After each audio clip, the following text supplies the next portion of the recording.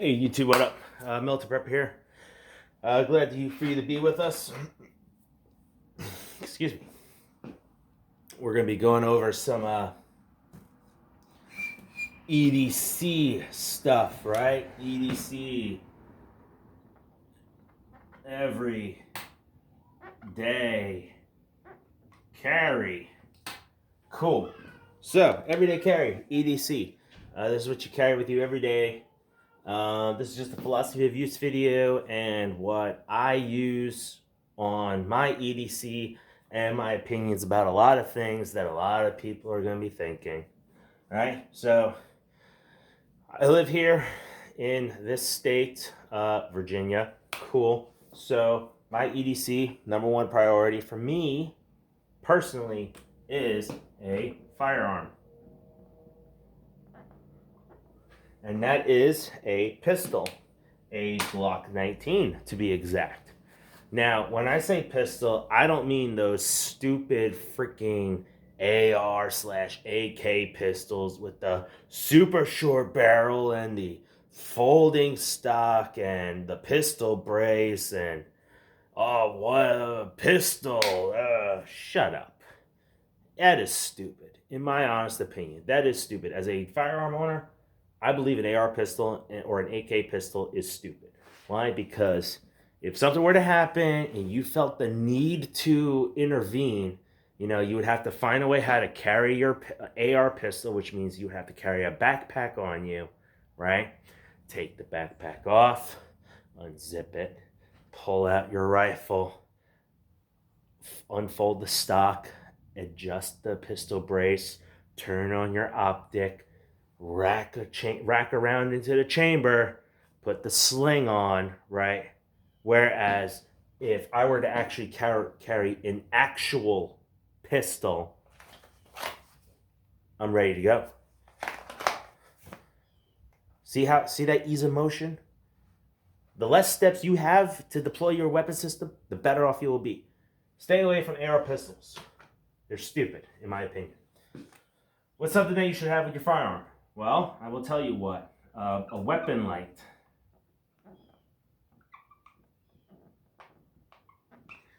A weapon light is a good way of non-lethal force. Dark area, dark scenery, everyone's eyes are adjusted to the darkness. You have your weapon out. You see a threat turn on your light or strobe light on the barrel underneath the barrel of your weapon. Next thing you know, you got 800 plus lumens of light flooding into this one guy's face, and he's gonna be all like, "Nah." That's good. But there's some legalities to that, which we're gonna get into that later. Other things that you should have: extra mags, right? Extra mags, extra ammo for your pistol, not your AR pistol, your actual pistol. Now, for those FUDs out there with a 1911, shut up. I own a 1911. I know the pain. I say that with love. For those of you with 1911s that feel like 45 should be the only thing that you carry, and a 1911 is the gun that won 2 world wars, blah, blah, blah, blah, blah, blah, blah, right? I can understand you needing 2 extra mags instead of 1 extra mag, because a 1911 has a 7-round capacity or 8-round capacity versus a modern firearm like a Glock 19, which is a 15-round capacity, right? I can understand that. So 1 to 2 extra mags, depending on your weapon, right? You shouldn't need more than 2, but if the ammo capacity of your firearm limits that, I would understand an extra 2 mags, right? Next up, right, is a Tourniquet and Blowout Kit. Okay? Now, I got 3 tourniquets on me in an everyday carry situation, right? That I'm going to demonstrate. But for the Blowout Kit, right, it's in my back left pocket, back right pocket. It's in one of them little Right in the Rain notepad book covers. Unzip it. Boom. First thing we got is a SWAT T tourniquet, which is a stretch, wrap, and tuck tourniquet. Stupid simple. I'm not a big fan of them, but if I need to use one and it's the only thing I got, I'll use it. I got a twin pack of chest seals, compressed gauze, and an NPA for airway management. It's my back left pocket. Push that in. In my back left pocket, I have a CAT tourniquet, the combat application tourniquet. No, I don't have it just because it has the word combat in it. I have it because it is a very reliable tourniquet, and I got like 12 sets of these tourniquets laying around in my garage, spread out among multiple pieces of kit that you're going to see later on in future videos, right? This has been pre-staged to go around the largest part of my body, which is the upper leg, for a femoral artery bleed. Now, I am a family man. I have a daughter. I have a wife. They are smaller than me. I have tested this out on them. Thank you for letting them use them as my guinea pigs, if for lack of better words. But my cat tourniquet does not go around their limbs so easily. So therefore, I have elected to also carry a rat tourniquet. As far as I know, I could be wrong about this, so if I am wrong, please someone correct me, and I will correct myself. A rat's tourniquet has been approved by the TCCC, whatever the hell they call themselves, committee, in 2020, I believe, that this is an applicable tourniquet. It is super simple. It's just a long, heavy-duty elastic band with a metal thing, bail, whatever, right? I know the words. They're the best. BearIndependent.com. Check them out. I love them. Pretty much all you do is you wrap it around your arm or your leg, and it's a one-handed application. All you're doing is wrapping and pulling tight, wrapping and pull it tight. You stick it into one of those bales just like that, and now you got a tourniquet. One-handed, right? Cool.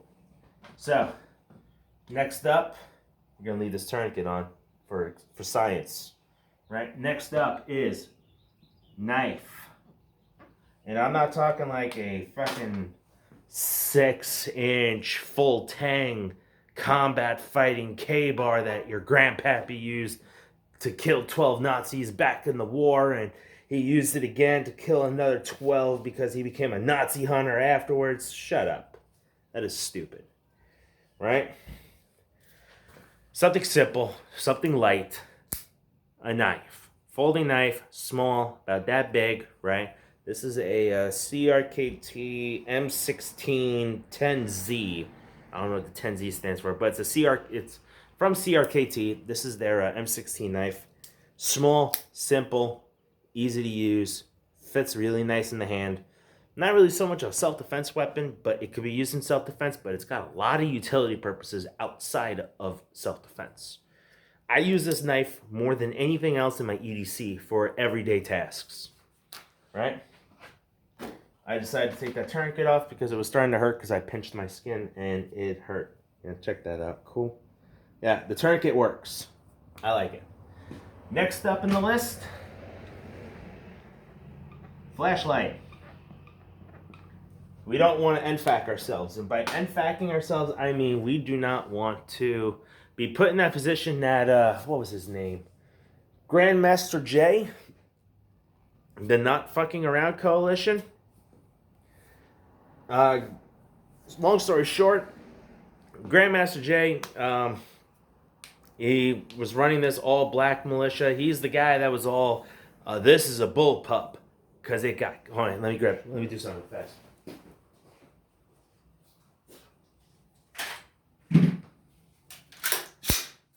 He was all, this is a bullpup, because it got kicked.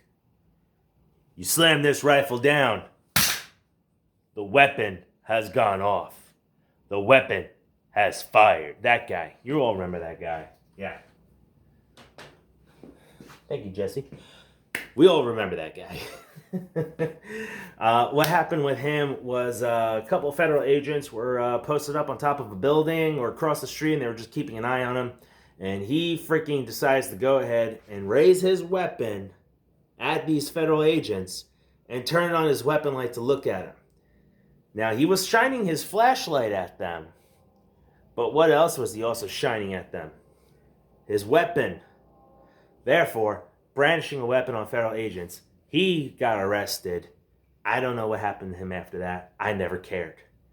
But if he's still out and about, I hope he has learned something. I hope he learned his lesson. So to fix that, I carry a simple flashlight, separate from my Glock 19 weapon light, right? It's got white light, it's got red light, it's got blue light, it's rechargeable. It's got these bezels on the end over by the light itself. That way, if I'm holding it like this and someone's a threat, I can just pop them in the face, on the bridge of the nose, the brow, the cheek, the chin, the chest, anywhere where it's like hard and thin, where like there's not so much muscle between the skin and the bone. You're gonna be sending someone into a hard, a painful day, where you could like pop them, gain the distance, go for that weapon that you carry, whatever it may be, and engage target, apprehend, detain, whatever it is that you feel necessary to neutralize that threat in the moment, to make them from a threat to a non-threat. Hopefully a living threat, okay? I hate it when self-defense situations result in shootings, because shooting the threat also means neutralizing the threat, but also disarming the threat and gaining control of the threat downgrades it from a threat to a non-threat. So it's like, this is a whole philosophy video. I'm not going to get into it. Maybe in a future video I will. But yeah, flashlight, great thing to have. Next thing up is a cell phone. Right, for all your TikToking and your Facebooking and whatnot. Cell phone, I'm talking to it right now, so I can't really show it to you. But cell phone, it's a camera, it's a recorder. You can make phone calls, you can record video, you can send text messages. It is in my primary category of my PACE plan, which is part of my COMO plan. PACE being primary, alternate, contingency, and emergency. Cell phone is right there in my primary. That's my primary form of communication to people in the outside world away from me. Next up is your wallet. Your wallet should contain everything that you need to identify yourself and show that you have things, right? I'm talking things like if you're military, your military ID should be in your wallet for identification. Your driver's license should be in your wallet just in case you get pulled over and a cop says driver's license and registration, please, right? Next up is if you have a concealed handgun, then you should have a concealed handgun permit. A concealed handgun permit, I don't care how much of an infringement you say it is on your Second Amendment rights, it is the world that we live in. Suck it up. I have to do it every day, and it's not that bad, okay? Grow some thick skin. Anything else, like I used to be a bail enforcement agent, so I would have my bail enforcement agent license in my wallet. For identification when I'm at work, doing the things that I do, making sure people show up to their court dates. Or if they don't want to go to their court date, I make them go to their court date. But that was back in the day. This is today, right? No secret squirrels, because if you can identify yourself or show that you have any legal claims to anything, you become an unknown factor in whatever it is that the police might be involved in, if the police get involved, right? Other than that, that is my philosophy of use. You got firearm, weapons light, extra mags, tourniquet, blowout kit, knife, flashlight, cell phone, and wallet. A little bit of show and tell. You already saw the tourniquets, my medical kit, my flashlight, my knife. This is a Glock 19 with a TLR1. Got a second mag right there. It's in a T-Rex Arms sidecar holster. And the belt that I'm using to hold it up is the inner belt from the Ferro Concepts Bison War Belt. Other than that, that's it. So find out your EDC, find out what works for you. Check with the legalities of your county, district, state, city, whatever it is. that you may reside in, and build your EDC off of that. Some states might not even allow you to have a firearm, but you can still have a tourniquet, a blowout kit, a knife, a flashlight, cell phone, and wallet. I know in New York State we can't own firearms. I'm sorry for them. I wish they changed that soon and become free. But if an active shooter were to happen and the large enough people decide to band together and take down that shooter, if you have a tourniquet and a blowout kit, you could actually help those who have been a victim of that active shooter. Common sense. Anyways, this has been Militant Prepper, and I'll see you guys on the next one. Shoot straight, stay safe.